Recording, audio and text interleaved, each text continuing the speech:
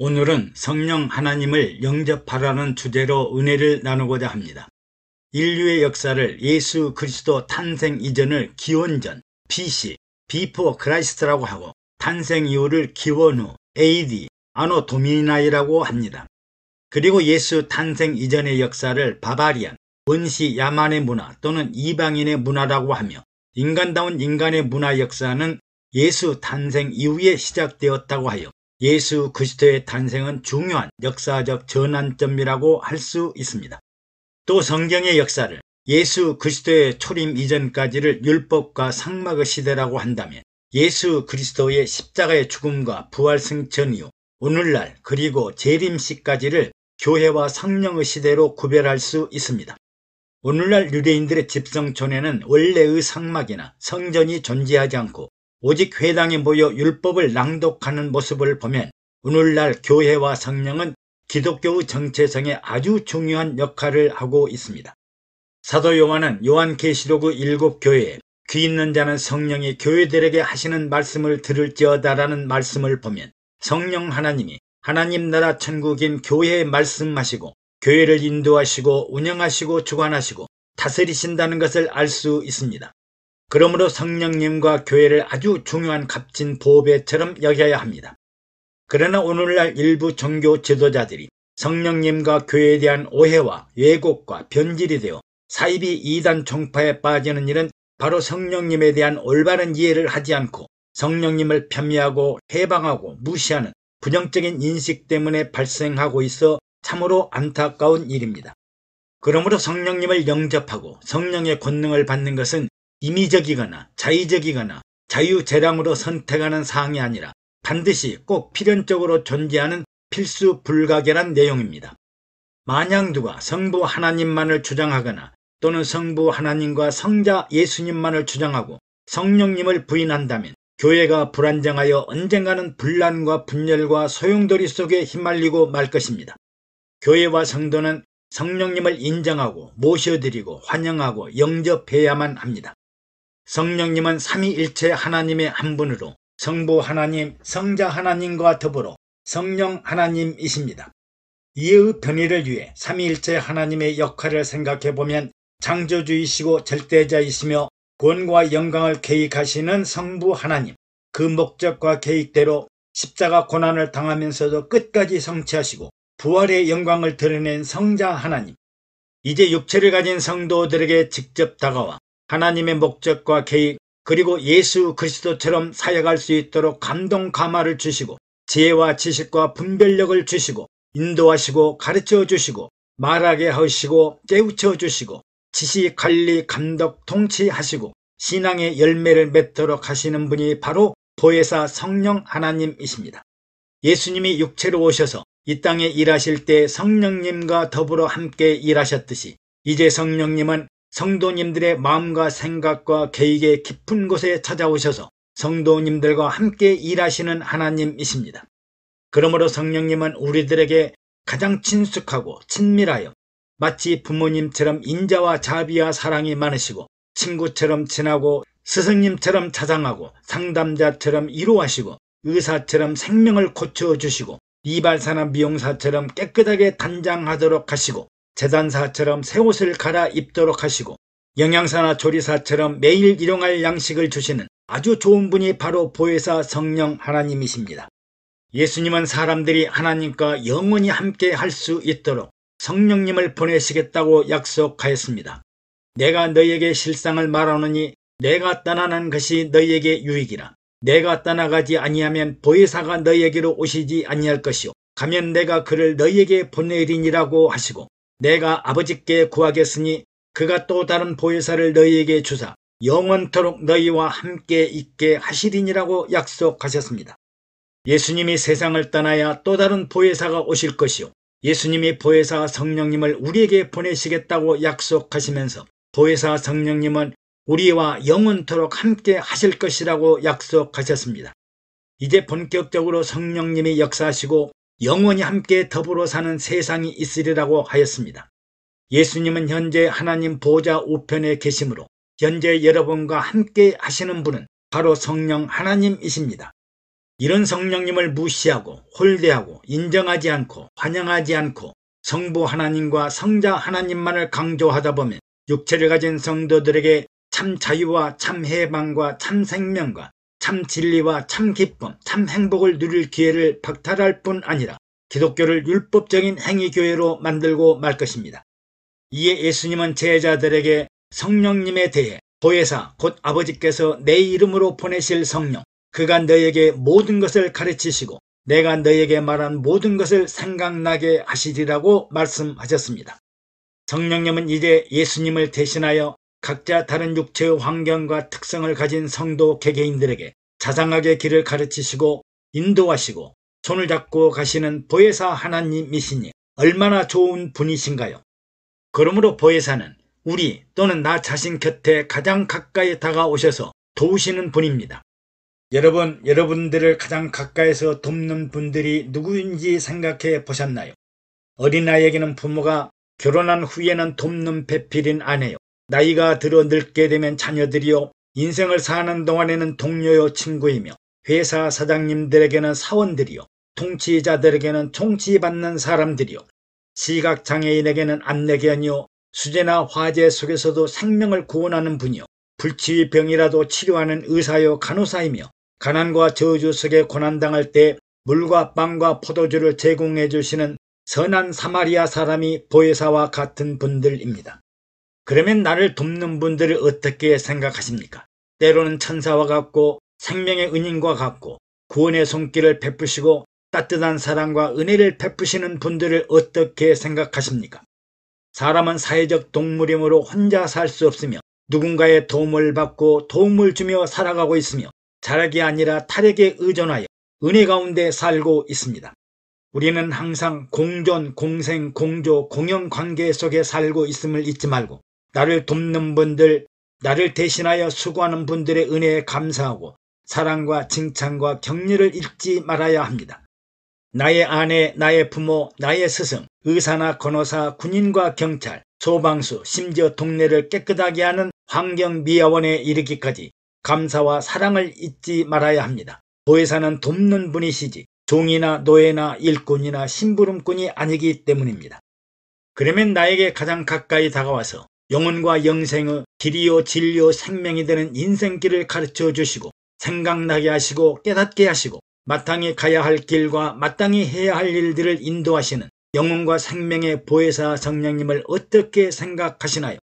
성령님은 항상 우리 곁에 다가오셔서 감동 감화를 주시고 교통교제하시면서 하나님 나라의 길과 진리와 생명을 하나님의 뜻과 계획을 가르치시고 생각나게 하시고 말하게 하시고 위로와 격려를 하시고 관리 감독하시고 동행 동거하시는 성령님을 어떻게 생각하시나요?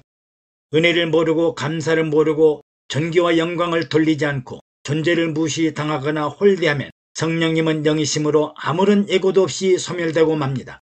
그리고 사람은 성령님이 없는 사람, 영혼이 없는 사람, 하나님이 없는 사람이 되고 맙니다. 그러므로 우리는 성령님과 관련하여 용어 사용에 유의해야 합니다. 한글 번역 성경에는 성령을 받으라, Receive the Holy Spirit이라고 표기되어 있어 성령을 마치 물건이나 제품을 우편물, 소포, 선물처럼 받다, 접수하다, 받아들인 것으로 생각하기 쉽습니다. 그러나 receive라는 영어 단어는 환영하다, 영접하다, 모셔드리다, 접대하다라는 의미로 해석되며 호텔에서는 리셉션 데스크, 리셉션 룸과 같이 환영과 접대, 영접의 의미로 사용됩니다. 쉽게 말하면 여관이나 모텔을 경영하는 사람들은 오늘 손님 몇 명 받았느냐고 하지만 성령님은 물질이 아니고 영으로 계신 하나님이시므로 인정하고 모셔드리고 환영하다, 영접하다라는 표현이 오히려 합당하다고 생각합니다. 삼위일체 신앙은 건전한 신앙, 건강한 신앙, 바른 신앙의 표준 잣대임을 기억해야 합니다. 누구든지 성령으로 하지 않고는 예수를 주라 시인할 수 없느니라고 했습니다. 유대교는 성자 예수님과 성령님을 부인하고 오직 성부 하나님만을 인정하므로 예수님의 구속사역과 성령의 교통교제가 없습니다. 이슬람교는 하나님과 사람의 선지자 무함마드를 믿고 예수 그리스도를 부인하고 또 하나님의 성령을 부인하고 무함마드가 보내준 가짜 성령을 믿고 있습니다. 또 사이비 이단 종교 단체나 이방 종교는 예수님이 하늘 보좌로부터 보내주신 성령님과 달리 자신들의 생각과 마음속에 들어있는 자기 영, 사람의 영, 세상의 영, 우상 숭배의 영, 적그리스도의 영을 마치 절대적인 신령한 영으로 믿고 자신들을 자칭 영적 지도자라고 하는데, 이것도 속이는 귀신의 영들이니 속지 말아야 합니다. 그러므로 삼위일체의 성령 하나님은 사이비 거짓된 가짜 영들과는 근본과 본질이 다르므로 거짓된 영이나 간교한 마귀나 귀신의 영의 지배를 받지 말아야 합니다. 그러므로 오늘날 기독교의 이단성 여부는 바로 삼위일체 하나님의 인정 여부에 따라 결정됩니다. 우리는 성령 하나님을 우리들의 심령과 가슴 속에 내주하시는 하나님으로 마음과 생각 속에 깊숙이 정중하게 모셔드리고 인정하고 환영하고 영접하고 높여드리는 분이 되어야 마땅합니다. 사도 바울은 너희가 하나님의 성전인 것과 하나님의 성령이 너희 안에 계시는 것을 알지 못하느냐고 단적으로 말씀하였습니다. 그러면 왜 성령님을 영접하고 성령 세례받고 성령 충만해야 할까요? 태초에 하나님이 창조하신 하나님의 모양과 형상을 회복하기 위함입니다. 하나님이 하나님의 모양과 형상대로 첫사람 아담을 흙으로 지으시고 그 코에 생기를 불어넣으시니 사람이 생명이 되었습니다. 그러나 육체의 사람 하와가 마귀의 유혹을 받아 선악과를 따먹고 생명의 사람인 아담에게도 먹게 하므로 아담과 하와의 영혼이 동반 사망하고 말았습니다. 그 결과 에덴 동산에서 추방당하고 하나님과 단절이 되었으며 그들의 후손들도 하나님 없는 세상, 영혼 없는 세상에서 마귀가 다스리는 나라에 살게 되어 모두가 마귀의 종이요 죄인의 후손들이 되고 말았습니다. 그러나 이제 예수 그리스도께서 하나님 보좌로부터 성령을 부어주심으로 인류는 잃어버렸던 영혼을 회복하고 하나님과 교통교제하고 연합하여 동고동행하며 새로운 새 세상에서 창세 보장하셨던 영생의 축복을 회복하도록 하십니다. 얼마나 놀랍고 반갑고 반전이 있는 신령난 세상인가요? 성령님을 모셔드리고 영접해야 영혼 없는 사람들이 영혼이 살아있는 사람으로, 하나님이 없던 사람들이 하나님이 생존하는 사람으로, 마음과 생각과 계획이 허망하고 공허하고 답답한 사람들이 부활과 영생, 하나님의 나라 영생 천국과 신천신지를 바라보고 하나님의 보좌를 바라보며 살 수 있습니다. 성령님을 영접하는 일은 부활하신 예수님의 명령입니다. 부활하신 예수님은 안식 후 첫날 마가 다락방에 모여있던 제자들에게 나타나 성령을 받으라고 하셨고, 또 예루살렘을 떠나지 말고 내게 들은 바 아버지의 약속하신 것을 기다리라. 요한은 물로 세례를 베풀었으나 너희는 몇 날이 못되어 성령으로 세례를 받으리라고 분부하셨습니다. 그리고 천사들과 함께 승천하실 때 제자들이 예수님께 묻기를 주께서 이스라엘 나라를 회복하심이 이때니까 하고 묻자, 때와 기한은 아버지께서 자기의 고난에 두셨으니 너희의 알 바 아니요. 오직 성령이 너희에게 임하시면 너희가 권능을 받고 예루살렘과 온 유대와 사마리아와 땅끝까지 이르러 내 증인이 되리라고 말씀하셨습니다. 이 말씀대로 제자들은 오순절날 마가 다락방에 모여 다같이 한마음으로 기도하자 호련히 하늘로부터 급하고 강한 바람 같은 소리가 있어 저희 앉은 온 집에 가득하며 불의 혀같이 갈라지는 것이 저희에게 보여 각 사람 위에 임하여 있더니 저희가 다 성령의 충만함을 받고 성령이 말하게 하심을 따라 다른 방언으로 말하기를 시작하니라고 하였습니다.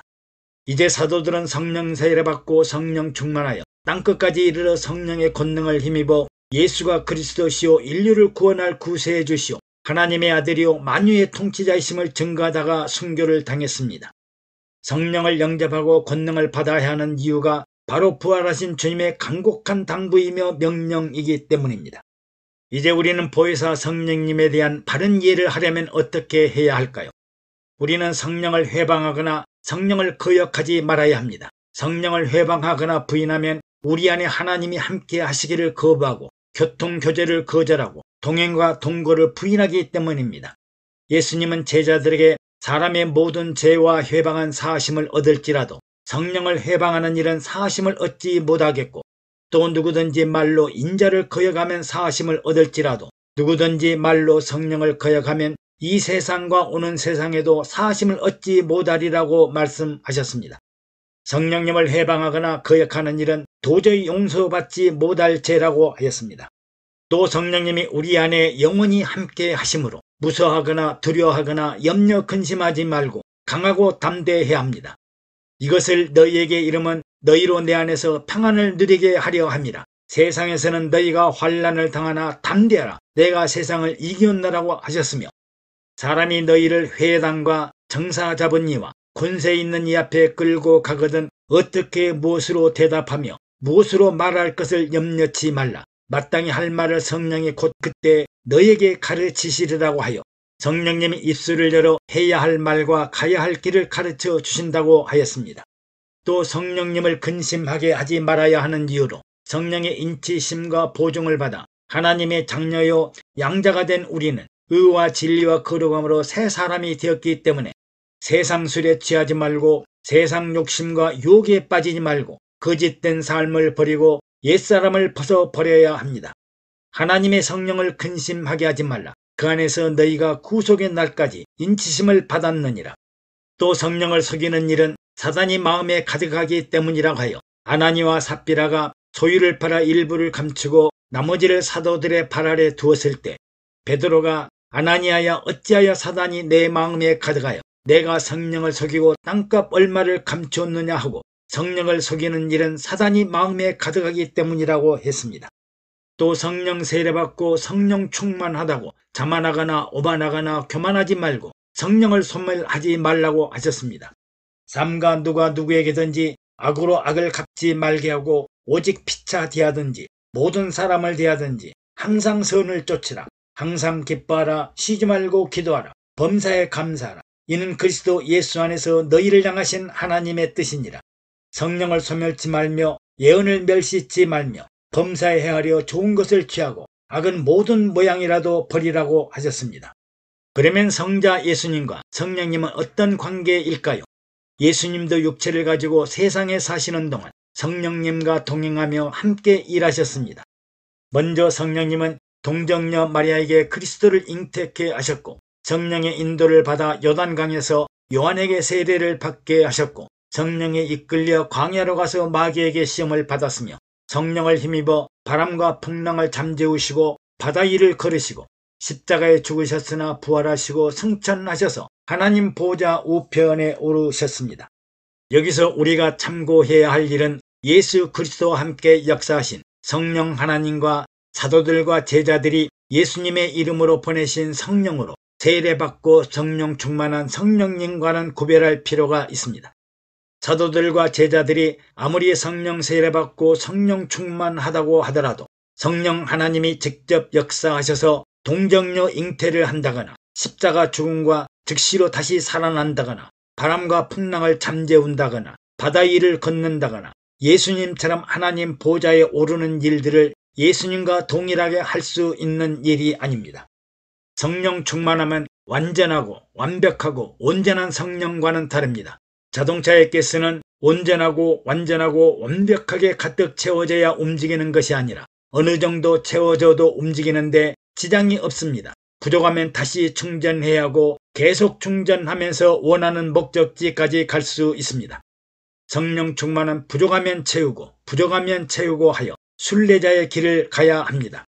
그러므로 성령 세례받고 성령 충만한 상태는 완전하거나 완벽하거나 온전하다고 할 수 없으므로 자만하거나 오만하거나 교만하지 말고 겸손한 마음으로 우리들의 육체를 성령의 역사하심에 성령의 도구 의의 병기로 드려야 합니다. 오늘날 사이비 이단 세력들은 성령 하나님을 능가하여 하나님과 버금하는 천주, 본주가 되어 세상을 미혹하고 예수님이 보내신 성령으로 세례받고 성령 충만한 분들은 계속적으로 충전해야 함에도 불구하고 예수님을 능가하는 교주들이 많이 등장하고 예수님처럼 행사하기도 합니다. 거짓된 영들이니 미혹당하지 말고 속지 말아야 합니다.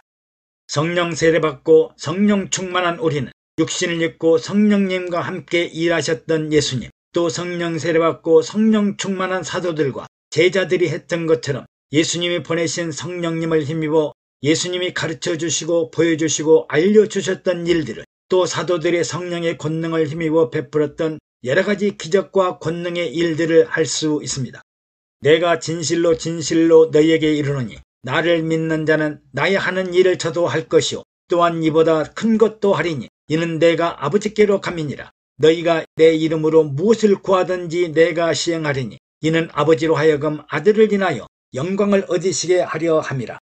성령 하나님을 인정하고 환영하며 영접하여 성령으로 세례받고 성령 충만해야 태초의 생기를 받아 생명이 되었던 하나님의 모양과 형상을 회복하고 하나님과 영원히 동행 동거하며 교통 교제하며 성령의 권능으로 하나님의 자녀로 놀라운 기적을 행하여 건강한 교회와 하나님 나라를 이룩하는 증인들이 될 것입니다. 애청해 주셔서 감사합니다. 여러분의 구독과 좋아요 그리고 댓글은 영상 제작에 많은 격려가 됩니다. 샬롬.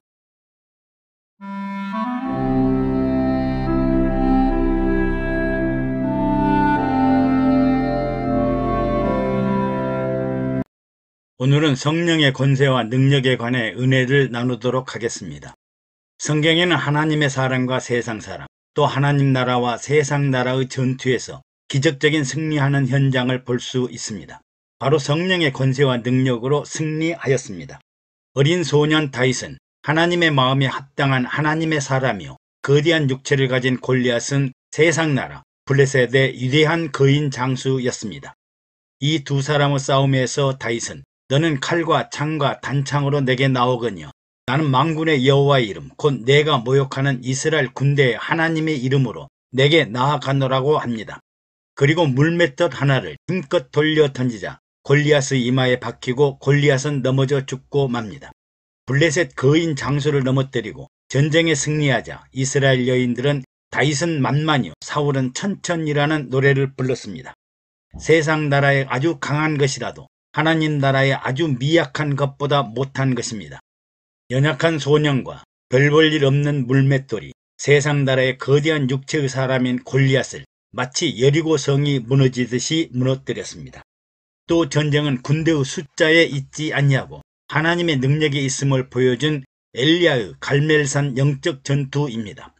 불의 권능을 가진 하나님의 선지자 엘리야는 이방사하신 바알의 선지자 450명과 이세벨의 선지자 400명이 갈멜산에서 1대 850의 영적 대결을 합니다. 하나님과 바알 중에 누가 참신인가를 두고 영적 전쟁을 벌였습니다.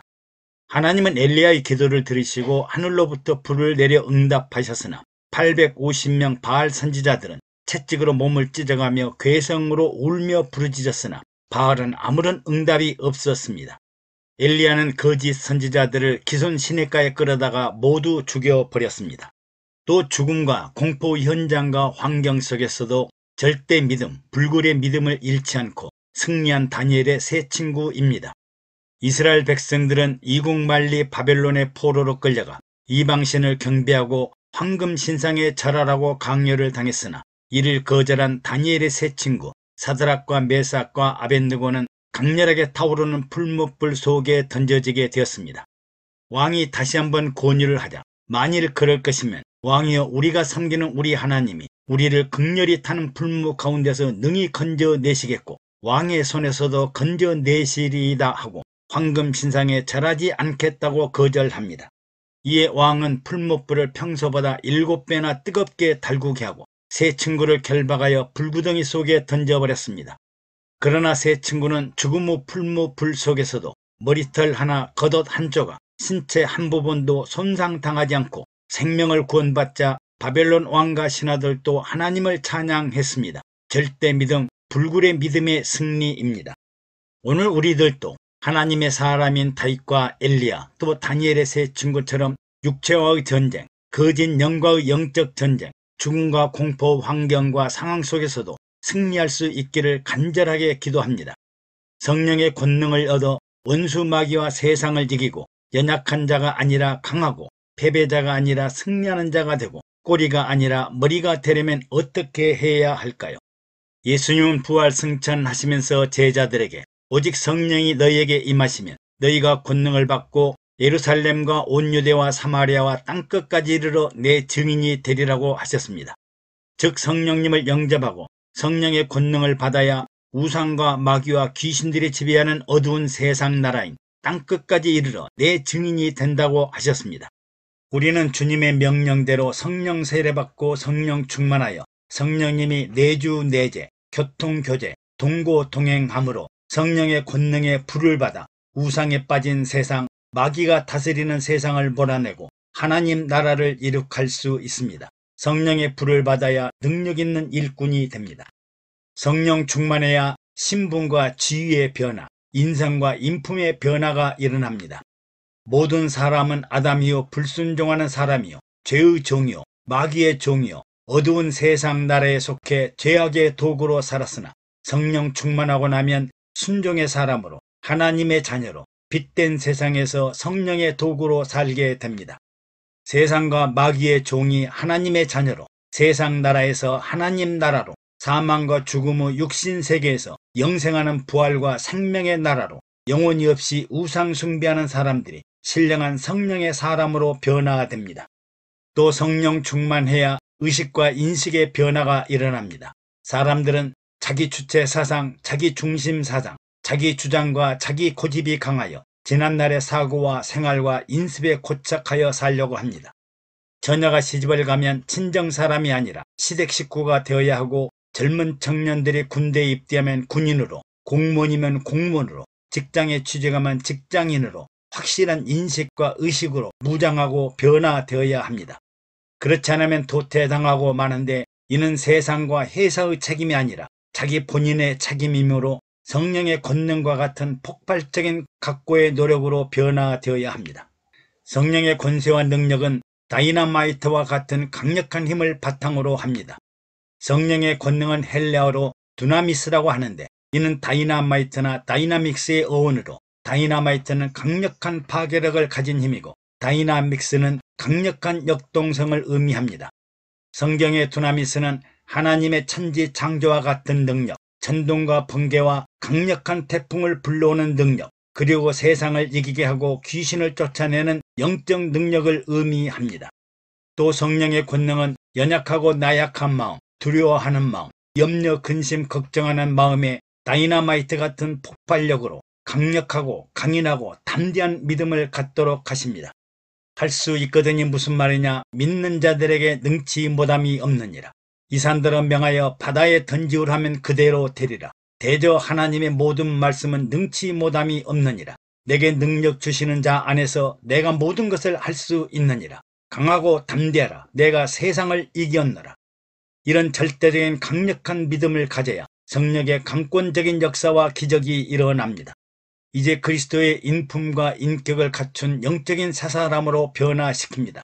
너희 안에 이 마음을 품으라. 곧 그리스도 예수의 마음이니 그런즉 누구든지 그리스도 안에 있으면 새로운 피조물이라. 이전 것은 지나갔으니 보라 새것이 되었도다.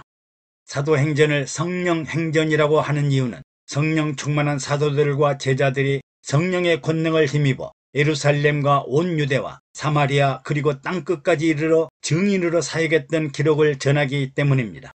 먼저 그들은 오순절날 다락방에 다 같이 한 곳에 모여 기도하였더니 성령 세례받고 성령 충만함을 받고 성령의 말하게 하심을 따라 각기 다른 방언으로 말하기를 시작하였습니다.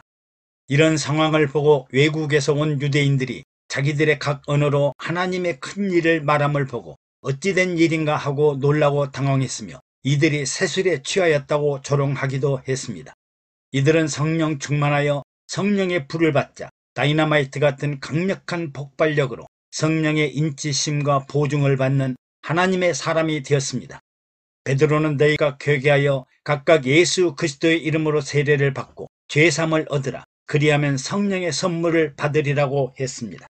베드로와 요한이 성전에 올라가다가 나면서부터 안진병이 된 자가 구걸하는 모습을 보고 우리를 보라. 은과 금은 내게 없거니와 내게 있는 것으로 내게 주노니 곧 나사렛 예수 그리스도의 이름으로 걸으라고 하자. 곧 힘을 얻어 일어나 걸으며 성전으로 들어가면서 걷기도 하고 뛰기도 하여 하나님을 찬미하더라고 했습니다. 나면서부터 안진병이 된 사람은 선천적인 육체의 장애로 가난과 저주를 해결할 수 없습니다. 마찬가지로 인류는 자신들의 장애와 가난과 저주를 스스로 해결할 수 없는데 베드로는 안진병의 가난과 저주를 해결하기 위해 근원적인 육체의 장애 문제를 해결해 주었습니다.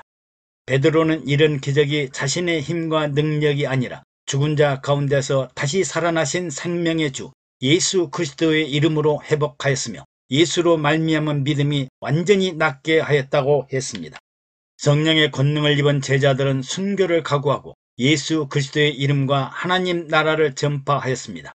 스데반 집사가 예루살렘에서 유대인들에게 돌로 맞아 순교를 당하고 교회가 핍박을 당하자 제자들은 유대와 사마리아 지역으로 흩어집니다. 빌립 집사는 사마리아에 가서 그리스도를 전파하자 사마리아 많은 사람들에게 붙어있던 더러운 귀신들이 큰 소리를 지르며 떠나가고 중풍병자와 안전뱅이가 일어나자 그 성에 큰 기쁨이 있었다고 합니다. 또 베드로는 가이사라에 있는 로마 백부장인 고넬료 가정을 방문하여 만유의 주이신 예수 그리스도의 화평의 복음을 전하면서 하나님이 나사렛 예수에게 성령을 기름 붓듯 하셨으며 저가 두루 다니며 착한 일을 하시고 마귀에 눌린 모든 자를 고치셨으니 하나님이 우리와 함께 함이라고 전하자 말씀을 듣는 모든 사람에게 성령님이 내려오시자 성령 세례를 받고 성령 충만하여 방언을 말하였으며 하나님을 높여드렸습니다. 이제 성령은 이방인들에게도 성령으로 세례를 받고 성령 충만하게 하였습니다. 또 성령의 권능은 죄인의 계수였던 괴물과 같은 사울을 바울로 변화시켜 하나님이 택한 그릇으로 큰 사명을 주시고 사용하십니다. 또 사울은 율법으로는 유대인이요 가말리엘의 문화생이요 예루살렘 공회원이었으나 죄인 중에 계수요 예수 믿는 자를 핍박하고 포획하는 자였습니다. 다메섹으로 가던 중에 호련히 하늘로서 빛을 오신 예수님을 만나 한동안 눈이 멀었으나 예수님은 이 사람은 내 이름을 위하여 이방인들과 임금들과 이스라엘 자손들 앞에 증거하기 위하여 택한 나의 그릇이라고 사명과 소명을 알려주셨습니다. 이제 사명을 깨달은 사울의 눈에 붙어있던 비늘 같은 것들이 벗어지고 다시 보게 되자 즉시로 각 회당에서 예수가 하나님의 아들임을 전파하자 모든 이스라엘이 놀라게 되었습니다.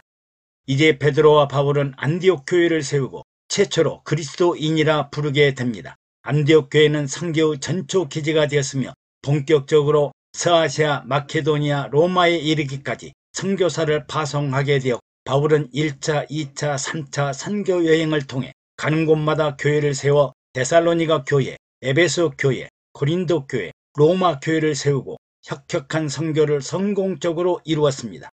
성령 충만한 사도들과 제자들은 다이너마이트와 같은 성령의 권능에 힘입어 예수 그리스도의 복음은 예루살렘을 떠나 유대로, 사마리아로, 서아시아로, 고린도 지역으로, 로마로, 유럽으로, 미국으로, 오늘날 우리나라에 이르기까지 전 세계로 성령의 불길이 전파되었습니다.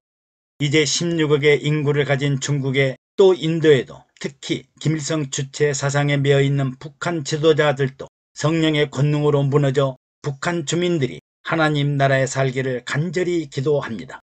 애청해 주셔서 감사합니다. 여러분의 구독과 좋아요 그리고 댓글은 영상 제작에 많은 격려가 됩니다. 샬롬.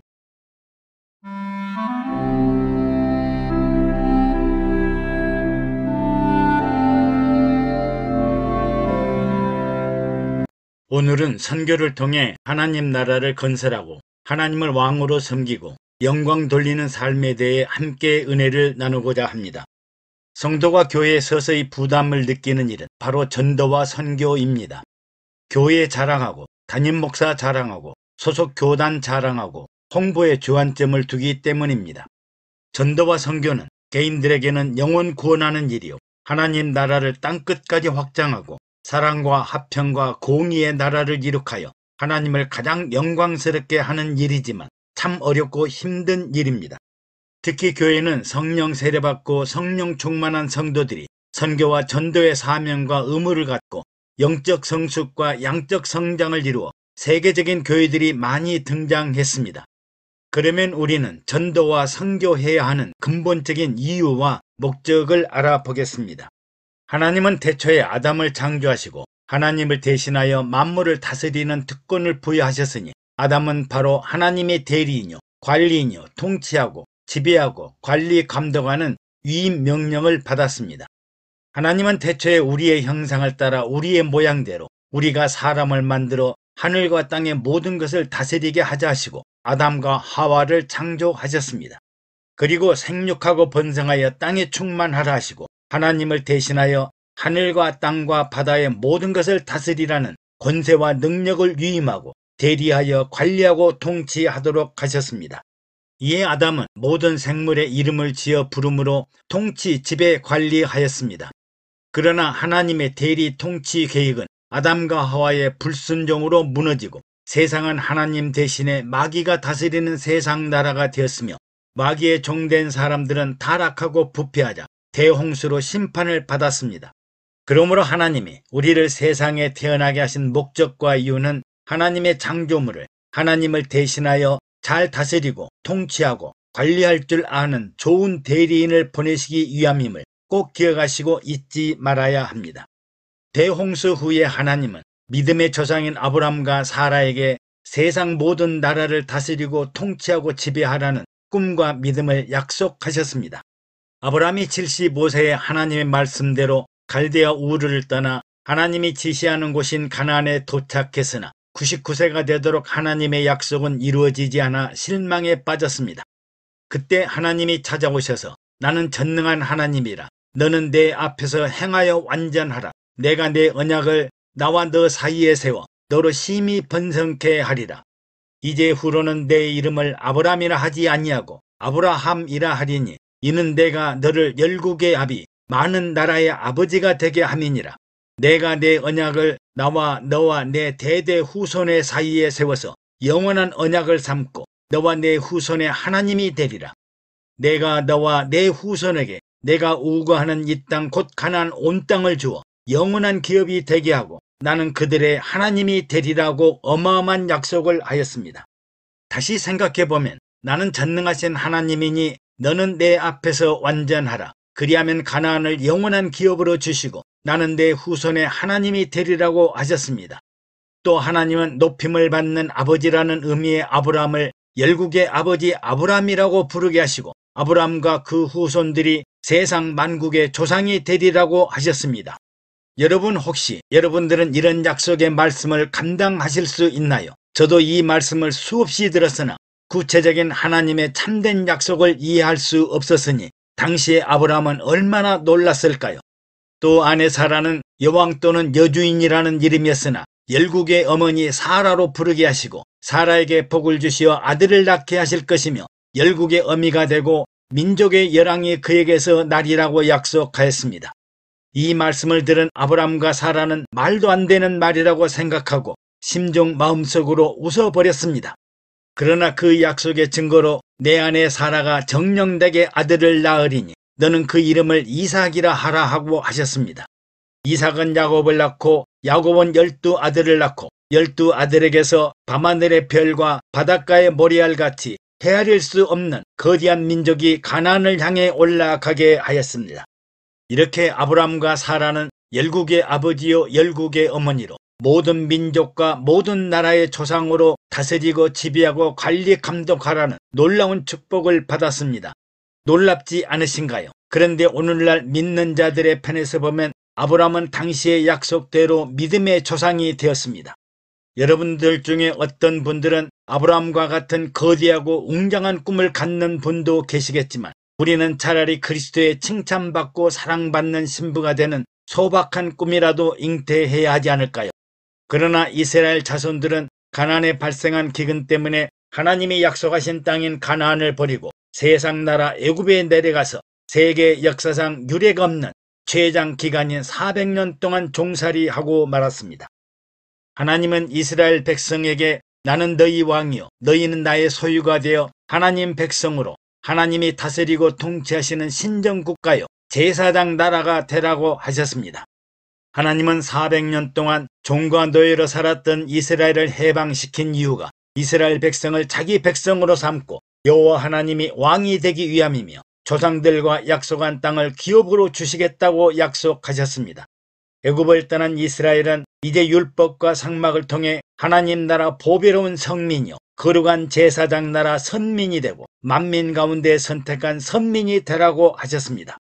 너희로 내 백성을 삼고 나는 너희 하나님이 되리니 나는 애굽 사람의 무거운 짐 밑에서 너희를 빼어낸 너희 하나님 여호와인 줄 너희가 알지라.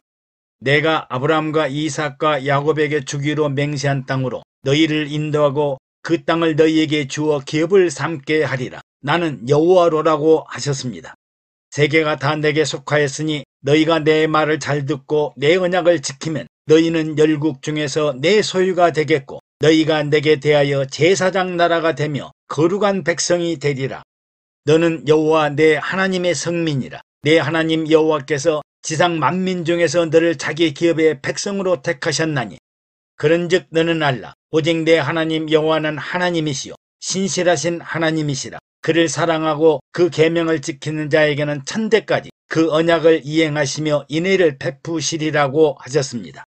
이렇게 축복을 받았으나 사무엘의 늙음에 그 아들들로 이스라엘 사사를 삼으니 장자의 이름은 요엘이요 차자의 이름은 아비야라. 그 아들들이 그 아비의 행위를 따르지 아니하고 이를 따라서 뇌물을 취하고 판결을 굽게 하니라.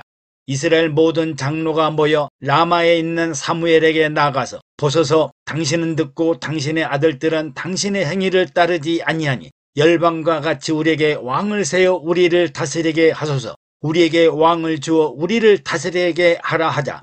여호와께서 사무엘에게 이르시되 백성이 내게 한 말을 다 들으라. 그들이 너를 버림이 아니요 나를 버려 자기들의 왕이 되지 못하게 함이니라. 이스라엘 민족은 왕이신 하나님이 통치하시는 것을 싫어하자 우상 숭배하고 타락하고 부패하여 아수르와 바벨론에게 망하고 말았습니다.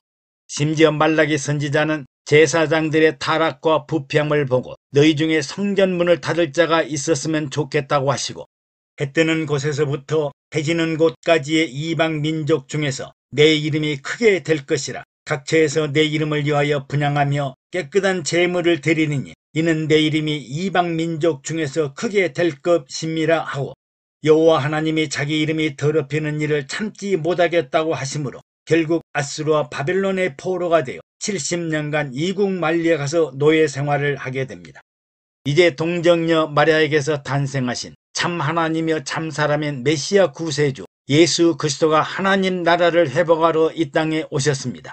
보라 내가 수태하여 아들을 낳으리니 그 이름을 예수라 하라. 저가 큰 자가 되고 지극히 높으신 이의 아들이라 일컬을 것이요 주 하나님께서 그 조상 다윗의 위를 저에게 주리니 영원히 야곱의 집에 왕노릇할 것이며 그 나라가 무궁하리라. 동정녀 마리아에게서 태어날 예수 그리스도에게 영원 무궁한 나라를 약속하였습니다. 또 예수님은 산상수훈을 통해 천국과 천국에 들어갈 백성들을 설명하시고 너희는 먼저 그의 나라와 그의 의를 구하라. 그리하면 이 모든 것을 너희에게 더하시리라고 하셨습니다. 또 예수님은 하늘과 땅의 모든 권세를 내게 주셨으니 그러므로 너희는 가서 모든 족속으로 제자를 삼아 아버지와 아들과 성령의 이름으로 세례를 주고 내가 너희의 분부한 모든 것을 가르쳐 지키게 하라. 볼지어다 내가 세상 끝날까지 너희와 항상 함께 있으리라. 또 너희는 온 천하에 다니며 만민에게 복음을 전파하라. 예수님은 은 열문화의 비유를 통해 어떤 귀인이 왕위를 받아오려고 먼 나라로 갈 때 종려를 불러 내가 돌아오기까지 장사하라고 하였습니다. 왕위를 받아가지고 돌아와서 종들이 어떻게 장사하였는가를 알고자 하였는데 한 문화로 10문화를 남기고 또 한 문화로 5문화를 남긴 종들에게는 잘하였도다 착한 종이여 내가 지극히 작은 것에 충성하였으므로 각각 10고울 5고울을 다스릴 권세를 허락하셨으나 장사를 하지 않고 한 문화를 그대로 들고 온 종에게는 악한 종아 너는 내가 두지 않는 것을 취하고 심지 않는 것을 거두는 엄한 사람인 줄 알았느냐 하시고 한 문화를 빼앗아 10문화에 있는 자에게 주시면서 무릇 있는 자는 받겠고 없는 자는 있는 것까지 빼앗기리라고 하시고 나의 왕됨을 원치 아니하던 원수들을 이리로 끌어다가 내 앞에서 죽이라고 하셨습니다. 사람이 생기를 받아 생명이 된 것은 하나님의 대리인으로 만물을 다스리게 하였으며 아브라함과 사라는 열국의 아버지 열국의 어머니로 가나안을 기업으로 주시고 모든 나라의 조상이 되게 하기 위함이며 또 애굽에서 성막과 율법을 메고 가나안으로 올라가는 이스라엘은 하나님이 왕이 되고 그들은 하나님의 보배로운 성민이요 거룩한 제사장 나라인 선민으로 선택되었음을 알려주셨습니다. 이제 참 하나님이요 참 사람인 예수 그리스도를 이 땅에 보내셔서 예수 그리스도가 왕이 되는 하나님 나라 천국을 이룩하여 부활과 영생 영원한 신천신지 새하늘 새 땅 새 예루살렘에 들어가 예수 그리스도와 함께 영원히 함께 살기 위함입니다. 전도와 선교는 성도의 부담이 아니라 의무이며 사명입니다. 하나님이 통치하시고 지배하고 다스리는 왕이 되고 우리는 그의 백성이 되고 하나님이 다스리시고 통치하시는 하나님 나라를 이 땅에 이룩해야겠습니다. 우리는 하나님의 기업을 이룩하는 성민, 선민, 선택된 백성임을 마음에 새기면서 마귀가 다스리고 어둠이 지배하는 세상 나라에 하나님 나라를 건설하고 확장하는 독립투사와 영적 군사로 선교와 전도에 열정을 들여야겠습니다. 애청해 주셔서 감사합니다. 여러분의 구독과 좋아요 그리고 댓글은 영상 제작에 많은 격려가 됩니다. 샬롬.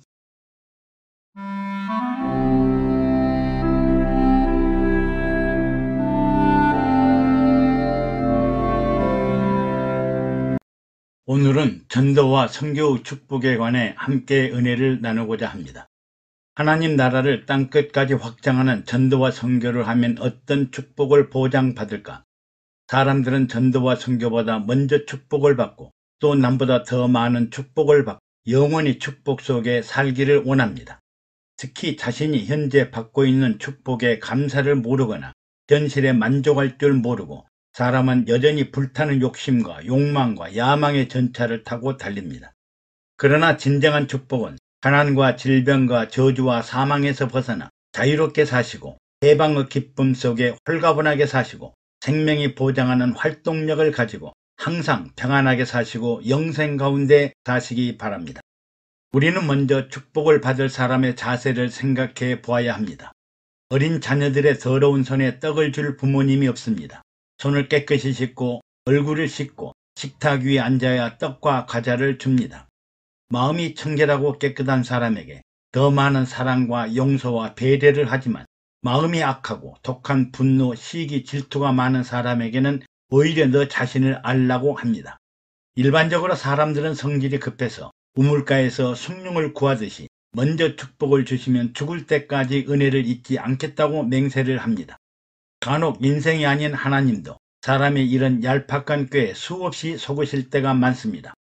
이스라엘 백성들이 40년 동안 광야의 시험과 연단과 훈련을 통해 하나님의 백성으로 합격하자 그 다음에 법궤를 메고 요단강을 건너라. 여리고성을 무너뜨리고 가나안으로 들어가라. 가나안 7부족을 전멸하고 그 땅을 기업으로 차지하라고 하셨습니다. 먼저 복을 받을 사람의 그릇이 준비되어야 합니다. 성도들은 먼저 할 일과 나중에 할 일이 있습니다. 사람이 마땅히 해야 할 일과 마땅히 가야 할 길을 먼저 이행하면 그 대응과 보상은 하나님이 인공지능 AI보다 더 정확하게 계산하십니다. 그러므로 우리가 하나님의 뜻과 하나님 나라를 위해 하나님 중심의 신본주의 신앙을 하고 있는지 아니면 자신의 욕망과 욕구를 이루는 사람 중심 인본주의 신앙생활을 하고 있는지 잘 분별해야 합니다. 베드로와 요한은 나면서부터 안전뱅이 된 자가 성전 미문 앞에 앉아 구걸하는 것을 보고 나사렛 예수 그리스도의 이름으로 일어나 걸으라고 하고 온전하게 했습니다. 이에 제사장들과 성전 맡은 자들과 사두개인들이 예수가 죽은 자 가운데서 부활하는 도를 백성들에게 말하지도 말고 전하지 말라고 협박 강요를 했습니다. 이에 베드로는 하나님 앞에서 너희 말 듣는 것이 하나님 말씀 듣는 것보다 옳은가 판단하라. 우리는 보고 들은 것을 말하지 않을 수 없다고 했으며 또 사람보다 하나님을 순종하는 것이 마땅하니라고 했습니다.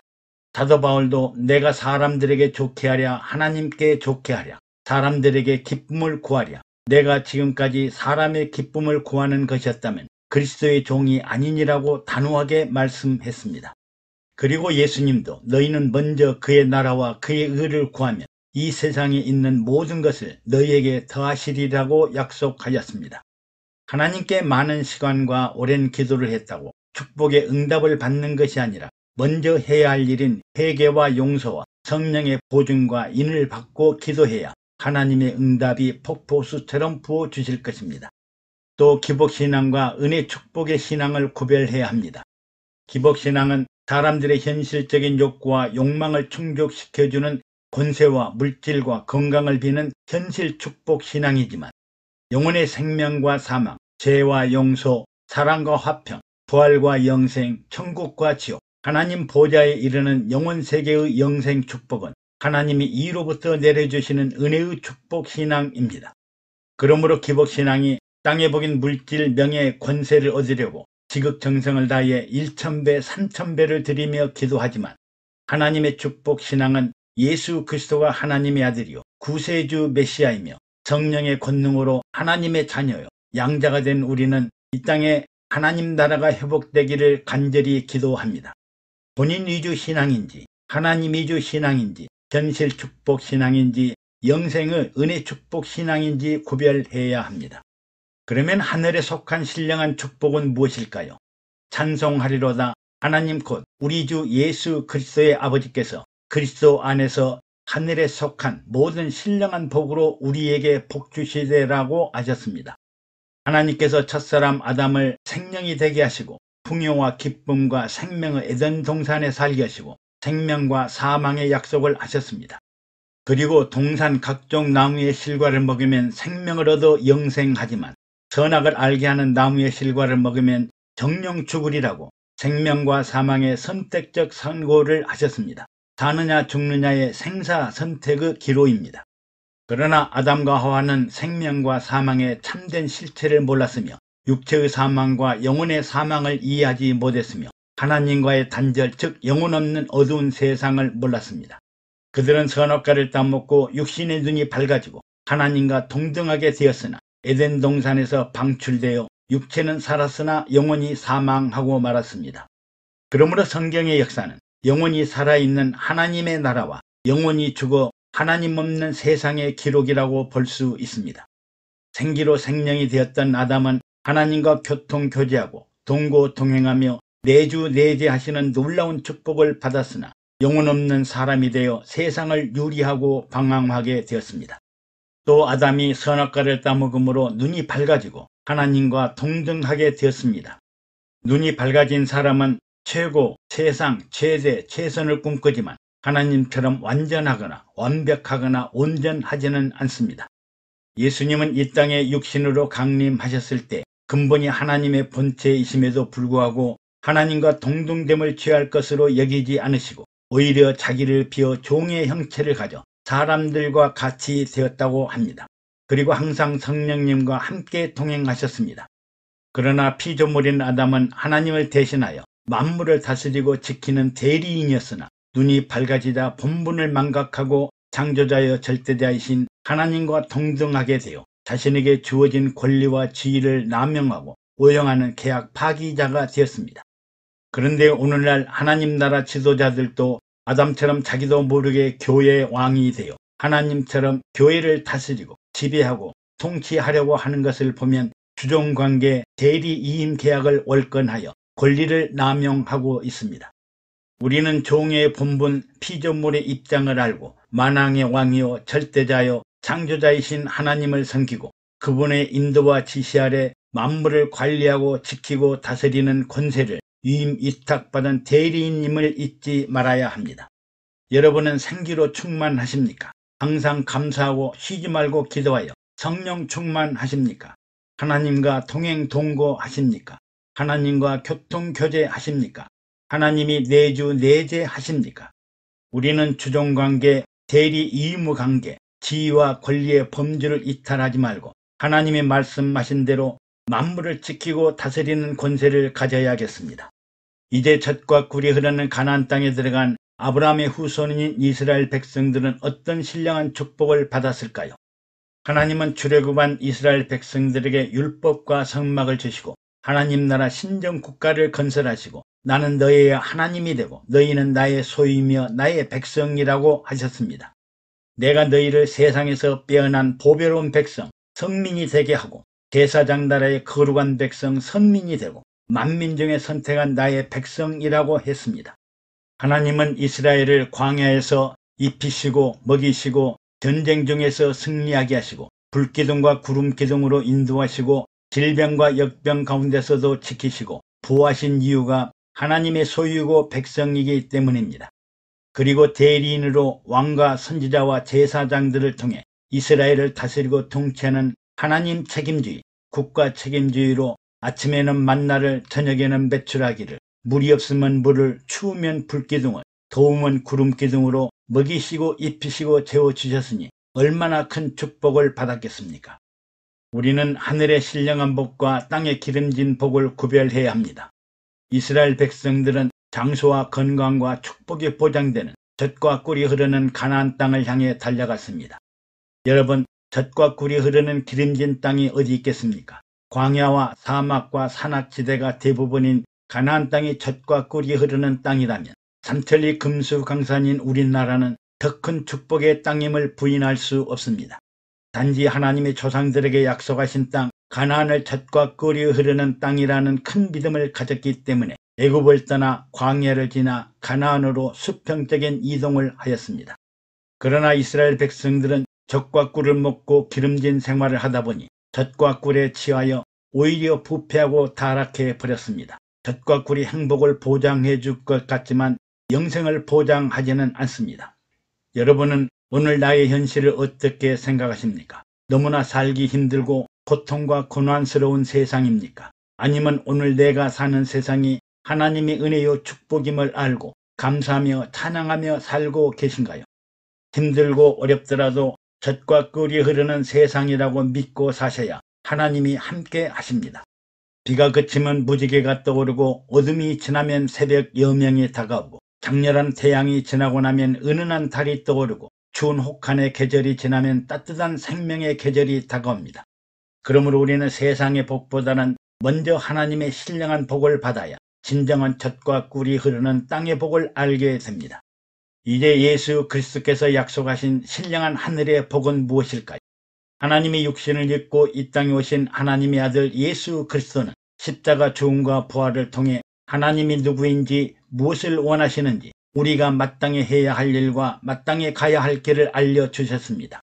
내가 곧 길이요 진리요 생명이라고 말씀하시고 인생이 어디서 와서 왜 살며 어떻게 살아야 하는지를 가르쳐 주시고 육체는 죽을 수밖에 없고 흙에서 나서 흙으로 돌아가지만 영혼은 하늘에서 내려온 생명으로 영원히 죽지 않는 영생의 세계가 있음을 보여주시고 재림 후에 일어날 일들을 알려주셨습니다. 그리고 영원한 축복은 이 땅의 축복이 아니라 저 하늘 첫 천국의 산소망을 가지고 살라고 하시면서 다시 재림하실 주님은 장차 일어날 부활과 영생, 천년 왕국과 영원한 신천신진, 영원한 하나님 나라 영생 천국의 세계를 약속하셨습니다. 예수님이 말씀하신 부활과 영생만큼 큰 축복은 없습니다. 사도 바울은 부활의 첫 열매가 되신 예수 그리스도를 바라보면서 나는 어찌하든지 죽은 자 가운데서 부활에 이르려 한다고 했으며 나는 날마다 죽노라고 했습니다. 그리고 부활과 영생은 내가 이미 얻었다 함도 아니요 온전히 이루었다 함도 아니요 이미 잡았다 함도 아니라 오직 앞에 있는 것을 잡으려고 푯대를 향하여 하나님이 부르신 부름의 상을 위하여 쫓아가노라고 했습니다. 부활과 영생은 지금 이미 얻은 것도 아니요 온전하게 이루어진 것도 아니요 이미 잡은 것도 아니지만 장차 미래에 일어날 주님의 약속이요 미래의 푯대를 바라보고 상받기 위해 달려갈 때 하늘에 속한 신령한 축복을 주십니다. 마찬가지로 공중 재림과 공중 혼인잔치와 신부 화장 그리고 잠자는 자들의 부활과 영생도 지금 당장에 이루어지지 않지만 장차 이루어질 약속이므로 확실한 믿음의 확신을 가지고 달려가게 됩니다. 뿐만 아니라 성령 세례받고 성령 충만한 성도는 성령의 보증과 인을 받아 하나님의 자녀여 양자여 그리스도와 함께할 후사이며 하나님 나라 기업을 유업으로 이어갈 상속자가 될 것입니다. 전도와 선교로 복음이 전파되는 곳에는 하나님 나라 천국을 이룩하여 개국 공신 및 국가 유공자가 되어 하늘에 속한 신령한 축복을 받으시기를 바랍니다. 사도 베드로는 산소망 가운데 살고 있는 성도들에게 오직 너희는 택하신 족속이요 왕같은 제사장들이요 거룩한 나라요 그의 소유된 백성인이라고 장차 부름의 상을 말씀하셨습니다. 가정천국, 교회천국, 직장천국, 학교천국, 국가천국이 이루어지는 곳에 전도자, 선교자는 하나님 나라를 설립한 유공자가 될 것입니다. 하나님의 나라가 이루어지는 곳마다 예수님은 나라를 세운 유공자들과 함께 천년 왕국에서 그 나라를 다스리고 지배할 권세와 능력을 주실 것입니다. 애청해 주셔서 감사합니다. 여러분의 구독과 좋아요 그리고 댓글은 영상 제작에 많은 격려가 됩니다. 샬롬.